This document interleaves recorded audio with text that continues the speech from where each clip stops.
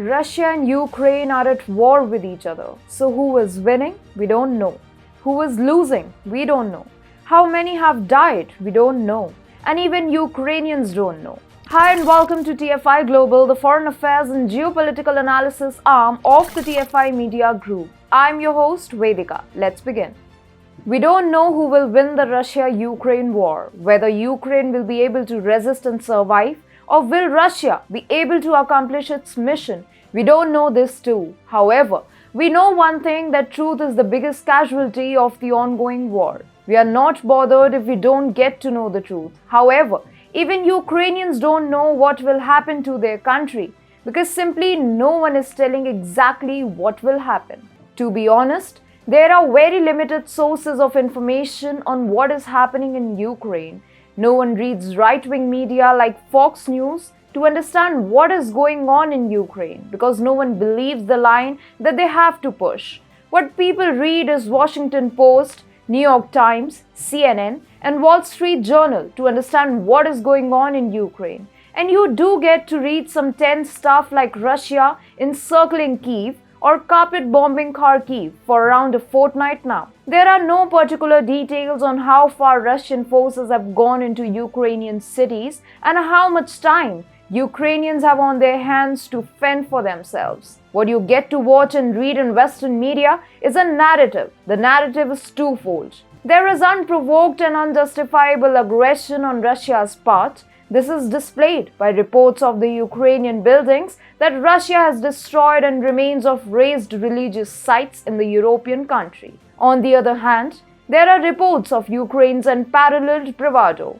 You get to read of reports about Ukrainian troops killing Russian generals, Ukrainians sinking a major Russian warship, and Ukrainians destroying Russian military equipment. The idea is that Ukraine is giving a bloody nose to Russia and Putin doesn't seem to have an answer. The problem with the Western media narrative is that it is self-contradictory. The two lines being pushed by them simply don't add up. If Russia is cutting through Ukraine's defenses, then the idea of Ukraine inflicting heavy losses doesn't make sense. And if the reports of Ukraine's heroic defense is true, then the story of Russian excesses doesn't fit in.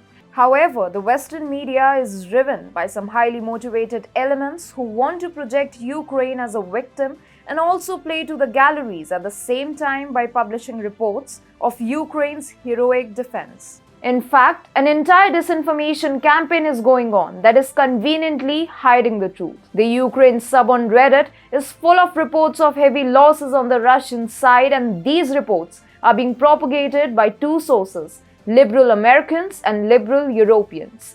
Any attempt to even talk about the Russian advances is being actively censored. In fact, Ukrainian President Volodymyr Zelensky is also a part of the conspiracy. He is the one who is spearheading the disinformation campaign on the Russia-Ukraine war because he understands that his political survival will need a hero's image. So, he is carefully crafting the image of the president who is fighting back against the Russians. Meanwhile, the Western world has conveniently muted Russia.